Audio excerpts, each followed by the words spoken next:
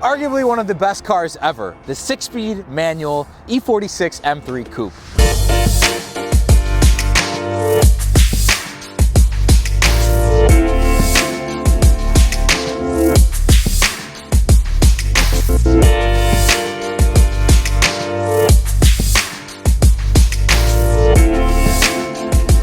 Now, if you follow my channel, you probably already know that I'm a huge BMW fan, and E46 M3s are one of my favorite cars ever. But the coupe in a manual transmission with this beautiful color combination, the 19-inch wheels, I can go on and on. It's just one of the best examples. So today we're going to be going over why you should consider one going into 2020.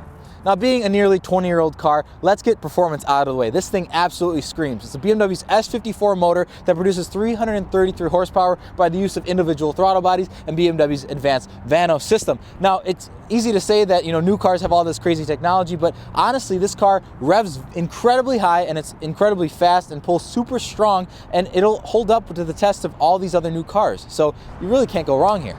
Now, it's safe to say the E46 has aged incredibly gracefully. Obviously, like we just went over, the performance is insane, but when you pull up somewhere, whether it be in a suit or sandals, you want to look good and you want it to look presentable and classy. And I truthfully think the E46 does not look like this particular car does not look 17 years old. It's got beautiful forged chrome 19-inch wheels wrapped in Michelin Pilot Super Sports, which are fantastic for not only handling, but they also are a very sturdy wheel that will hold up to the test of time and look great. And then, of course, you've got the beautiful fender vents that are functional on this car, amazing lines throughout, the M3 specific mirrors, and just a beautiful coupe look that just, come on, that looks awesome. Coming around the back of the M3, you'll see BMW's first car, aside from the E39 M5, to have a quad exhaust. Now, of course, it sounds, raspy like an E46 does as a result of those individual throttle bodies and just pushing so much power out of an inline six, but I personally like it. Of course, you've got, your M3 designation, looks super nice, clean, and this actual car has parking sensors that are a nice touch. I mean, you don't really need more than that for the new technology goes. I mean, the camera is cool and everything, but I personally think parking sensors are all you really need to keep up with the times. And when it comes to aging with the times, it's important to consider the interior of the car. Now, this has the beautiful brushed aluminum trim, which is pretty rare, but it's definitely findable if you're looking for the car, or you can always swap it like I did in a previous car. I'll link the video somewhere in the description below. It was Oxford green on cinnamon. Absolutely love that car. But this is a topaz blue on black, a super, super nice combo that's nice and clean and isn't too much in your face, but it also isn't like a black or silver where it just kind of blends in. It sticks out super nicely. And as we went over before, it's got BMW's beautiful steering wheel. I really, really like this. It's super simple, but it just, like I said, it aged so well and looks fantastic. You've got all your hand controls here, which is something that, the previous generation M3s did not have. And then you got your beautiful gray dials up top. The E39 also has those as well, the M5 of the generation. And this particular car has something that's really cool, which is the navigation. So whether or not that's one thing that doesn't really, you don't think that aged very well, it does look nice and it does provide a nice little map for you. But when it comes to cars like this, it really doesn't matter either way. You're still getting a beautiful cockpit.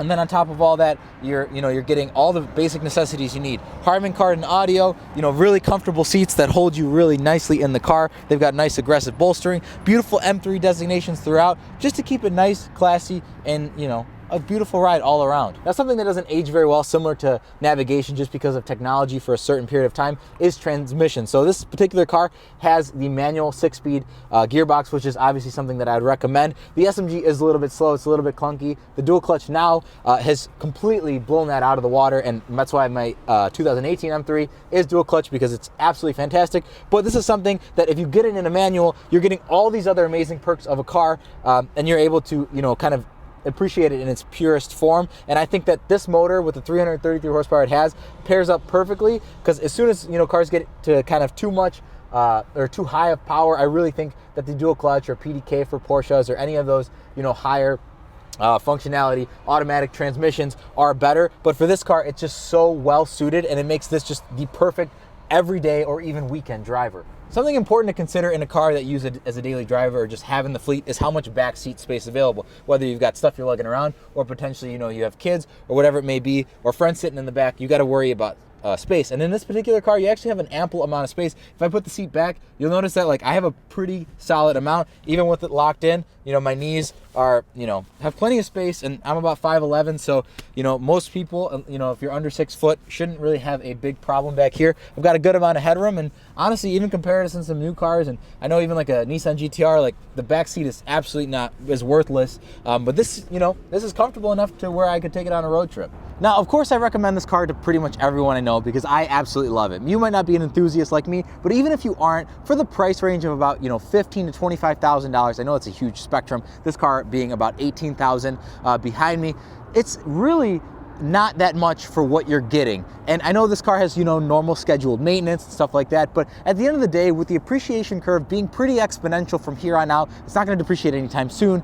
In that case, you know, you really can't go wrong with buying one of these cars. Say you buy a car like this for about around 20 grand, and you know, you maybe put 5 grand into it over the course of, you know, 3 years of ownership, maybe even less, probably less than that, to be honest with you. So you're in 25 grand, and in 5 years, this car is still gonna be worth around 20 grand, give or take. So obviously I can't, you know, guarantee you that, but I've been in the kind of market for these cars for probably around the past 7-8 years, and I've seen it slowly go up, and I have never been upset with owning one of these cars. Now, a clutch, I went over this in some previous videos, but if you're new here, a clutch will cost you about $1,000. The rear subframe reinforcement will cost you similar.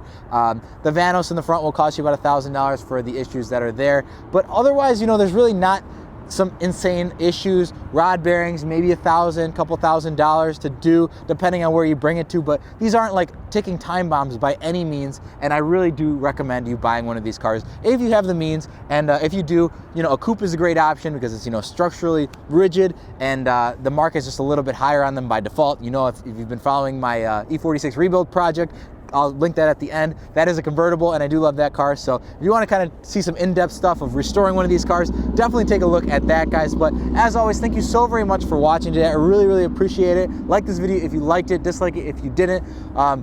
You can follow me on Instagram at SulkarMedia, at SULKR_media for more of the behind the scenes and all the fun photos and stuff like that we do with these cars. As always, guys, I want to thank you so very much for watching, and I will see you guys in the next video.